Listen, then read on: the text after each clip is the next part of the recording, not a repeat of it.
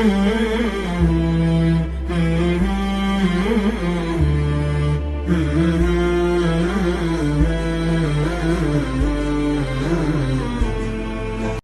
باللہ من الشیطان الرجیم بسم اللہ الرحمن الرحیم الحمدللہ رب العالمین صلی اللہ علی محمد وآلہ اجمعین واللعنۃ الدائمۃ علی اعداء محمد وآل محمد اما بعد وفقنا اللہ وإیاکم للعلم والعمل الصالحین انشاءاللہ تعالی۔ السلام علیکہ یا ابا عبداللہ الحسین۔ درس نمبر 25 میں جو گفتگو ہے اسی تسلسل کے ساتھ جاری رہے گی کہ کوفہ کے اندر جو حکومت اس وقت کی تھی بنو امیہ کی حکومت، ان کا کیا کردار رہا ہے اور کس طرح سے انہوں نے قتل حسین کے لیے رستے کو ہموار کیا۔ ہماری گفتگو چل رہی تھی کہ کوفہ کے اندر جو یزید کے ایجنٹ تھے انہوں نے کس طرح سے کردار ادا کیا کہ جو کوفہ کا والی ہے نعمان بن بشیر اس کو معزول کروایا۔ یہاں پہ ہمارے سامنے بلازری کی یہ روایت ہے انصاب الاشراف سے کہ وہ یہ بات لکھتا ہے کہ فکاتب وجوہ اہل الکوفہ، کہ اہل کوفہ کے جو بڑے لوگ تھے، جو سرکردہ لوگ تھے، انہوں نے یزید کو خط لکھا۔ اور وہ کون لوگ تھے؟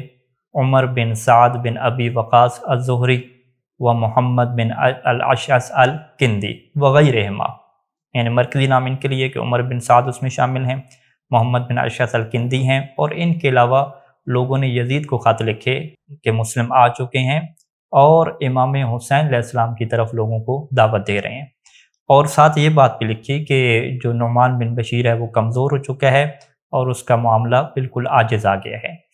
اب ان لوگوں نے جو ہے وہ یزید کو یہ رپورٹس پہنچائی کہ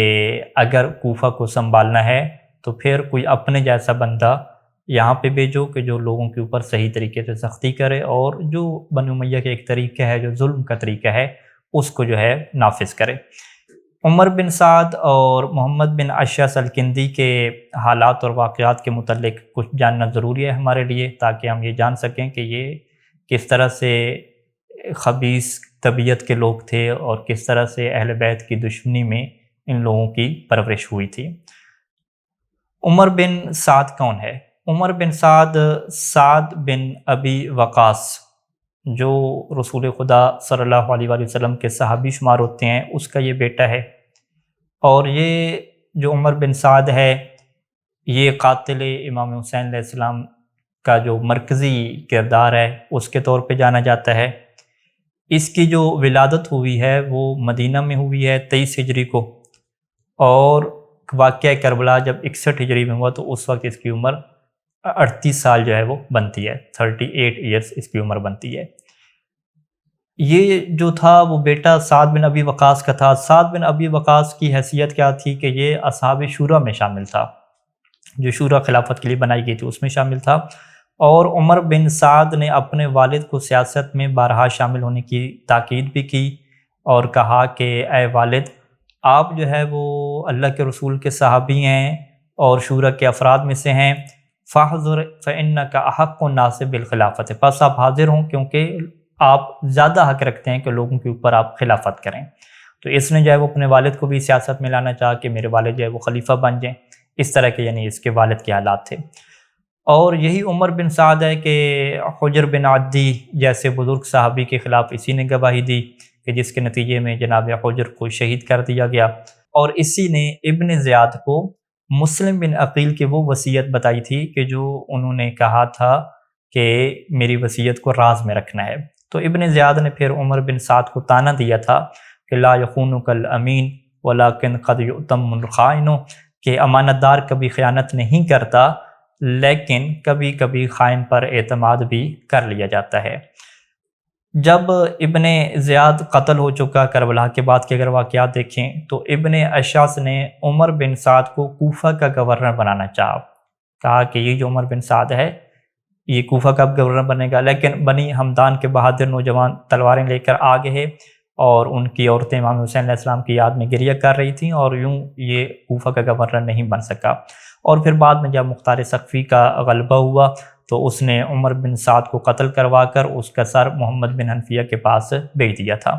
اور اس کے بعد مختار نے اسی عمر بن سعد کا جو بیٹا ہے حفص بن عمر، اس کو بھی جو ہے وہ قتل کیا۔ اور وہاں پہ تاریخ طبری میں جناب مختار کا یہ جملہ موجود ہے کہ واللہ لو قتلت ثلاثۃ ارباع قریش ما وفوا بانملۃ من انامل الحسین علیہ السلام، کہ اللہ کی قسم اگر میں قریش کے 3/4 حصے کو بھی قتل کر دوں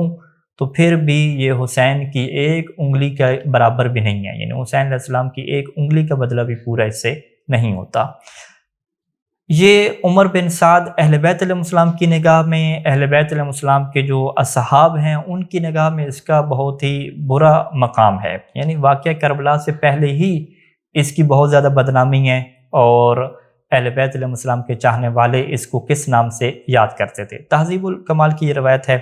عبداللہ بن شریک عامری یہ بیان کرتا ہے کہ کنت اسمع اصحاب علی علیہ السلام اذا داخل عمر بن سعد من باب المسجد یقولون، کہ میں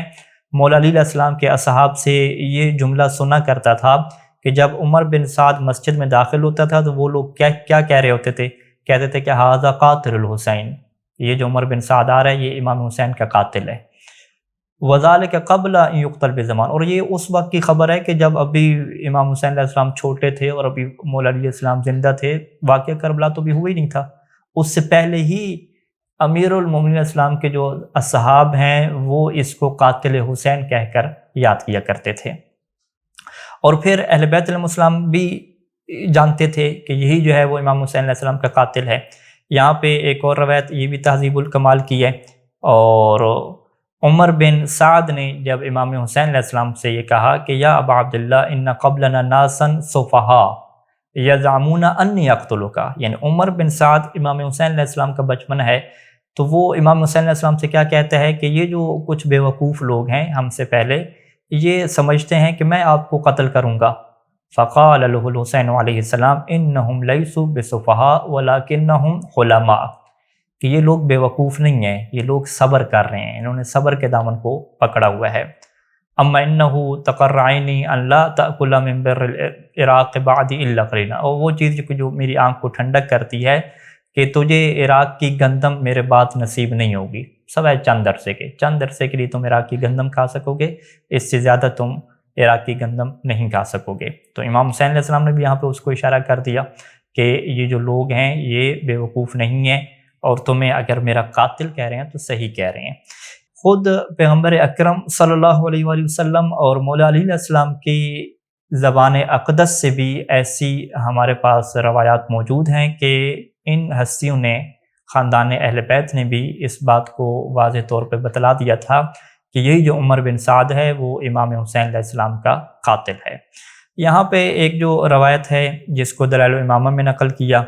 یہ جو ہے وہ روایت ہے کہ اعمش یہ کہتا ہے کہ میں نے ابا صالح التمار کو یہ کہتے ہوئے سنا،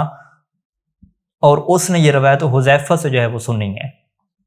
تو حذیفہ یہ کہتا ہے کہ میں نے امام حسین علیہ السلام کو، یعنی سمعت الحسین ابن علی یقول، کہ میں نے امام حسین علیہ السلام کو یہ کہتے ہوئے سنا کہ آپ فرما رہے تھے کہ واللہ لیجتمعن علی قتل طغاة بنی امیہ ویقدمہم عمر بن سعد، کہ اللہ کی قسم میرے قتل پہ بنی امیہ کے یہ ظالم لوگ جمع ہو جائیں گے، اور ان سب سے جو آگے سر فہرست ہوگا یہی عمر بن سعد ہوگا۔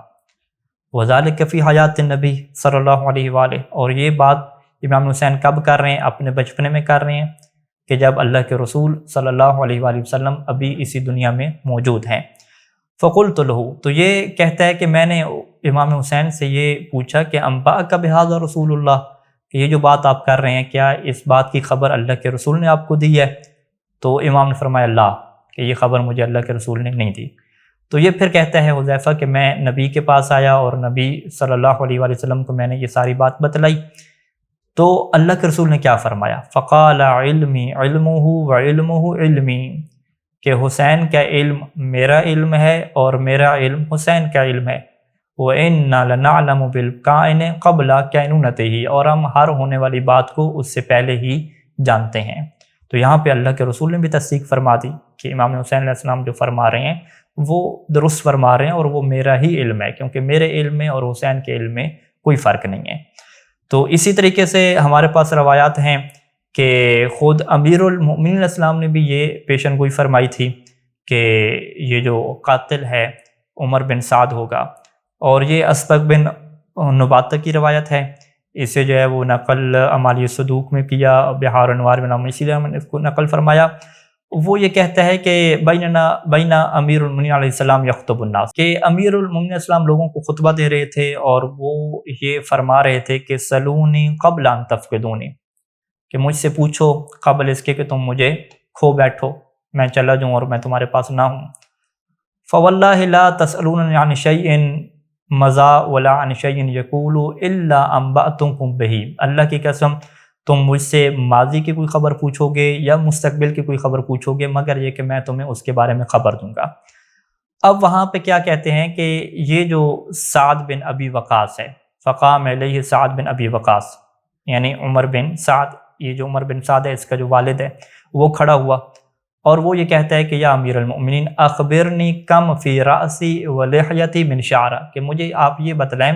کہ میرے سر میں اور داڑھی میں کتنے بال ہیں۔ فقال له، تو امیر المؤمنین صلی اللہ علیہ وسلم نے اس سے فرمایا کہ اما واللہ لقد سألتنی عن مسئلۃ حدثنی خلیلی رسول اللہ صلی اللہ علیہ وآلہ وسلم انک ستسألنی عنہا، کہ اللہ کی قسم تم نے ایک ایسا سوال مجھ سے پوچھا ہے کہ میرے دوست رسول اللہ صلی اللہ علیہ وآلہ وسلم نے مجھے بتلا دیا تھا کہ تم عن قریب مجھ سے یہ سوال پوچھو گے، یہی جو بالوں کی تعداد کا سوال ہے نا، تم عن قریب مجھ سے پوچھو گے۔ وما فی رأسک ولحیتک من شعر الا وفی اصلها شیطان جالس، تمہاری سر اور داڑھی کے جتنے بھی بال ہیں، ہر بال کی جڑ میں ایک شیطان بیٹھا ہوا ہے۔ وَإِنَّ فِي بَيْتِكَ لَسَخْلًا يَقْتُلُ الْحُسَيْنَ حسین ابنی، اور تمہارے گھر میں ایک ایسا بیٹا ہے تمہارا کہ جو میرے بیٹے حسین کو قتل کرے گا۔ تو یہاں پہ امیر المؤمنین السلام نے بھی اس کے بیٹے عمر کے متعلق یہ پیشن گوئی فرما دی کہ تمہارا بیٹا میرے بیٹے امام حسین علیہ السلام کو قتل کرے گا۔ اور اسی طریقے سے کچھ اور روایات بھی ہیں کہ محمد بن سیرین یہ کہتا ہے کہ قال لعلی لعمر بن سعد کیف انت اذا قمت مقاما تخیر فیہ بین الجنت والنار، یہ بھی امیر المؤمنین السلام سے روایت ہے کہ امیر المؤمنین السلام نے ڈائریکٹ عمر بن سعد کو خطاب کر کے یہ فرمایا تھا کہ تمہارا کیا حال ہوگا اس وقت کہ جب تجھے جنت اور دوزخ میں سے اختیار ملے گا کہ یا تو تم جنت کو چن لو یا دوزخ کو چن لو، اور تو دوزخ کا اختیار کرے گا۔ اس روایت کو تہذیب الکمال میں ذکر کیا گیا۔ اور اس عمر بن سعد کے ظلم کے جو واقعات ہیں وہ تاریخ کی کتابوں میں موجود ہیں۔ ابھی المنظر الکوفی کی یہ روایت ہے، تہذیب الکمال میں اس میں نقل کیا، وہ یہ لکھتا ہے کہ عمر بن سعد ابی وقاص نے ایک ترکش بنوا رکھی تھی جس میں 50 کوڑیاں رکھتا تھا، 50 کوڑیاں ایک ترکش میں رکھے ہوئے تھے، ہر کوڑے پر 10 20 30 یہاں تک کہ 500 تک نمبر لکھ رکھے تھے۔ سعد بن ابی وقاص کا ایک منہ بولا بیٹا غلام تھا، عمر نے اسے ایک کام کہا، اس نے نافرمانی کی تو عمر نے ترکش سے 100 والے کوڑے کا انتخاب کیا اور اس غلام کو 100 کوڑے مار دیے۔ غلام روتا ہوا سعد بن ابی وقاص یعنی اس کے والد کے پاس چلا گیا،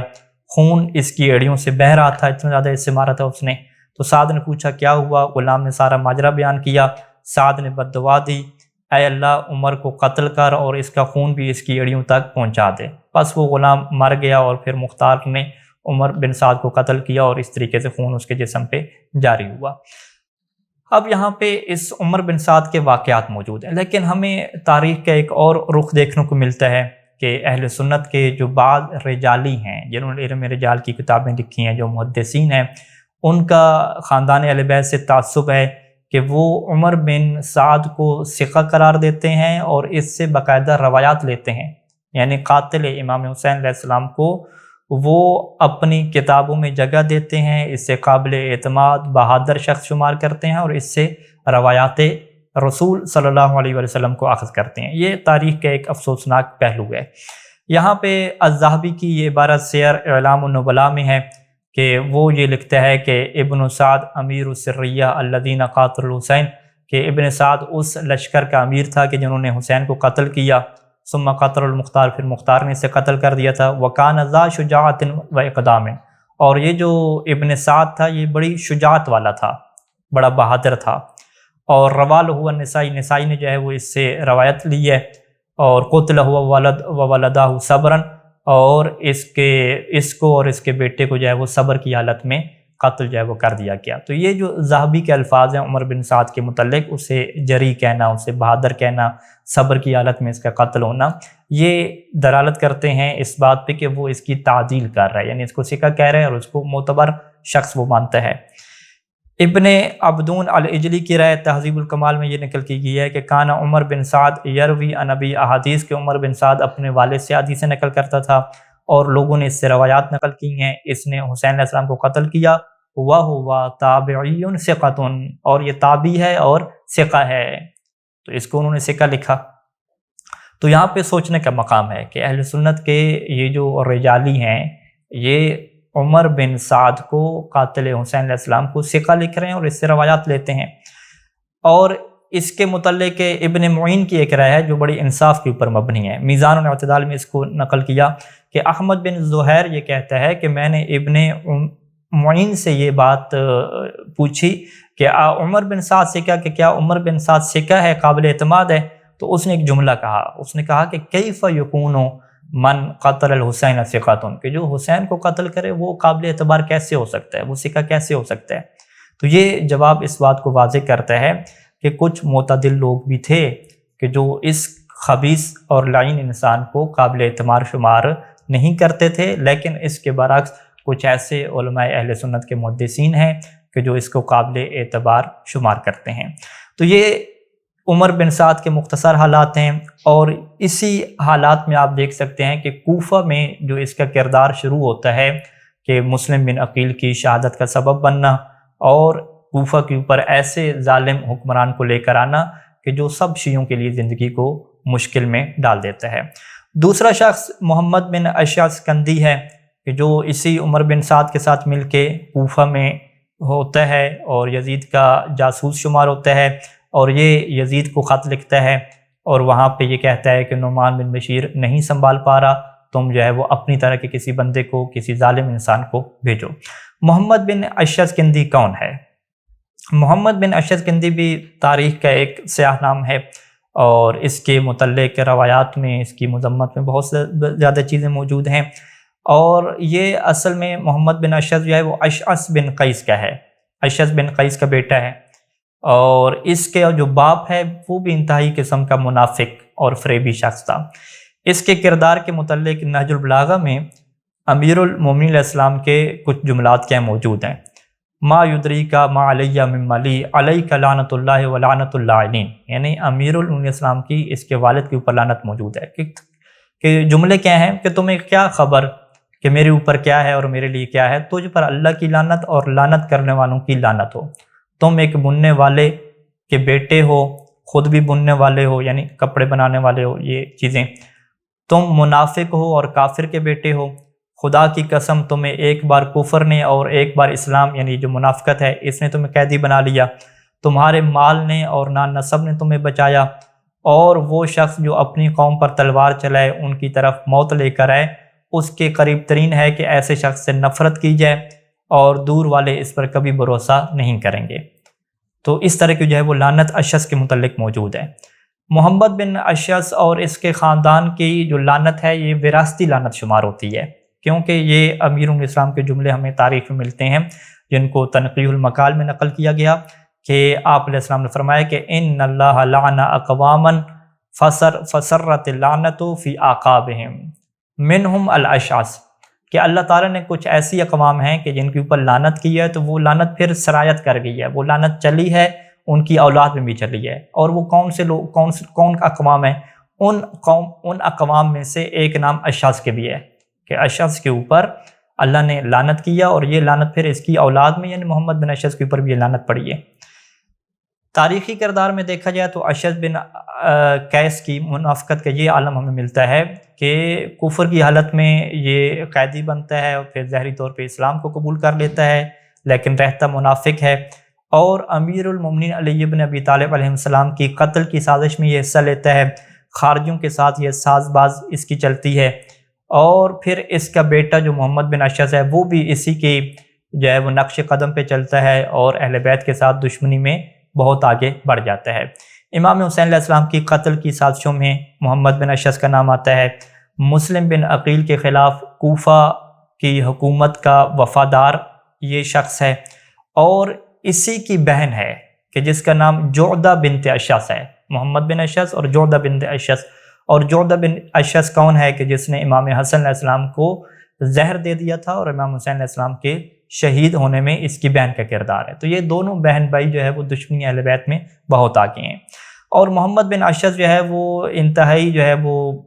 چاپلوس قسم کا انسان ہے، درباری قسم کا انسان ہے، حکمرانوں کی خوشنودی میں بالکل آگے بڑھ جاتا ہے، اپنی عزت کا بھی اسے خیال نہیں ہوتا۔ اور معاویہ بن ابو سفیان کا یہ واقعہ موجود ہے کہ اس نے اس کی چاپلوسی کے اوپر تنقید بھی کی۔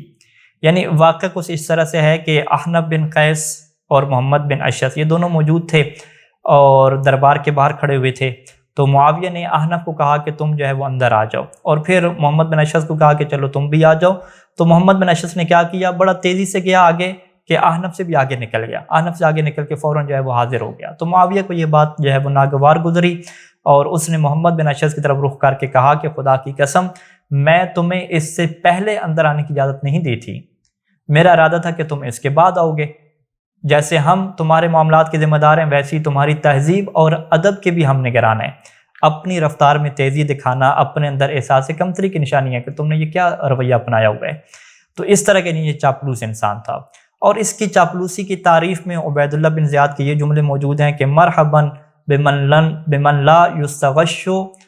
ولا یتہم، کہ خوش آمدید ہم اس شخص کو کہتے ہیں کہ جس کے اوپر کوئی بدگمانی ہم کر ہی نہیں سکتے، اور کوئی اس کے اوپر ہم الزام بھی نہیں لگا سکتے، یعنی یہ اتنا ہمارا وفادار ہے۔ اور یہی محمد بن اشعث ہے کہ جس نے مسلم بن عقیل کو گرفتار کروایا، ان کی شہادت کا سبب بنا، اور پھر کربلا اور امام حسین علیہ السلام کے خلاف جتنی سرگرمیاں تھیں اس میں اس کا مرکزی کردار رہا ہے۔ اور یہاں پہ جو تاریخ ہمیں یہ بھی بتلاتی ہے کہ امام حسین علیہ السلام کی قتل کی سازش میں لشکر ابن سعد کی صف اول میں محمد بن اشعث الکندی شریک رہا ہے، اور اس سے پہلے اس نے ہانی بن عروہ کی گرفتاری ان کی شہادت کا سبب بنا، اور پھر ابن زیاد کی طرف سے جو جھوٹا امان نامہ ہے اس کی اس نے تشہیر کی کہ تم کو ہم امان دیں گے، اور پھر اس نے امان نہیں دیا، دھوکے کے ساتھ جو ہے وہ ان کو گرفتار کر لیا۔ یہ ساری اس کی جو ہے وہ تحریکیں موجود ہیں، اور حجر بن عدی کی گرفتاری کے وقت بھی اس کا جو شمار ہے وہ حجر بن عدی کے خلاف لوگوں میں ہوتا ہے کہ یہ ان کو تلاش کرنے میں شریک رہا، اس کی گرفتاری کا سبب بنا۔ اور واقعہ کربلا میں اس کی جو شرکت ہے، اور واقعہ کربلا میں ہی اس کی جو غلیظ موت ہے، اس کے متعلق بھی روایات موجود ہیں۔ یہاں پہ بحار النوار میں یہ روایت ہمارے سامنے موجود ہے کہ جس کو قیلہ کے ذریعے سے نقل کیا گیا ہے کہ وقیل فی موت عدو اللہ ھذا، کہ محمد بن اشعث جو اللہ کا دشمن ہے اس کے متعلق یوں بیان کیا گیا ہے۔ کیا بیان کیا گیا ہے کہ کربلا کے میدان میں ابن سعد کے لشکر میں 1000 سواروں کا یہ سردار تھا۔ عاشور کے دن اس نے امام حسین علیہ السلام سے گستاخانہ انداز میں کہا کہ اے حسین ابن فاطمہ، آپ کو رسول اللہ سے ایسی کیا حرمت ملی ہے جو دوسروں کو نہیں ملی، کیا آپ کے پاس حیثیت ہے؟ تو اس کے جواب میں امام حسین علیہ السلام نے قرآن مجید کی آیت پڑھی کہ بے شک اللہ نے آدم، نوح، آل ابراہیم، آل عمران کو تمام جہانوں کے اوپر چن لیا ہے۔ پھر امام نے فرمایا کہ خدا کی قسم محمد بھی آل ابراہیم سے ہیں، اور ہدایت پانے والی اطرت آل محمد سے ہے۔ تو لوگوں نے پوچھا کہ یہ گستاخ کون ہے، یعنی روایت کے الفاظ میں ہیں کہ لوگوں نے پوچھا یا امام حسین علیہ السلام نے پوچھا کہ یہ گستاخ کون ہے، تو اس وقت جواب دیا گیا کہ محمد بن اشعث بن قیس کندی ہے۔ تو اس پر امام حسین علیہ السلام نے آسمان کی طرف سر اٹھایا اور یوں اس کے لیے بد دعا کی کہ خدایا آج کے دن محمد بن اشعث کو ذلت دکھا دے اور اس کے بعد کبھی عزت نہ دینا۔ تو یہی امام حسین علیہ السلام کی اس کے لیے بد دعا تھی کہ اتنے میں ایک حادثہ پیش آتا ہے، اور یہ جو ہے وہ رفع حاجت کے لیے جاتا ہے، اور رفع حاجت کے جب مقام پہ پہنچتا ہے تو ایک بچھو جو ہے وہ اس کو ڈس لیتا ہے، اور بری حالت میں، یہ برہنہ حالت میں وہاں سے بھاگتا ہے، اور اسی وقت اس کی موت واقع ہو جاتی ہے۔ اسی طریقے سے اس کی ایک اور روایت بھی موجود ہے اس کی موت کے متعلق کہ جب اس نے آ کے امام حسین علیہ السلام کے سامنے گستاخی کی اور کہا کہ جہنم کی خوشخبری اے حسین ابن علی معاذ اللہ آپ لے لیں، تو امام حسین علیہ السلام نے جو ہے وہ اس کے متعلق پوچھا کہ یہ کون ہے، تو لوگوں نے بتایا کہ یہ محمد بن اشعث ہے۔ تو امام نے اس کے لیے بد دعا کی، اے اللہ اگر تیرا یہ بندہ جھوٹا ہے تو اس سے جہنم میں لے جا، اور آج کے دن اسے اپنے ساتھیوں کے لیے عبرت بنا دے۔ تو اسی وقت کہتے ہیں کہ جیسے ہی یہ اپنے گھوڑے کے اوپر بیٹھتا ہے تو گھوڑے نے اسے زمین کے اوپر پٹخ دیا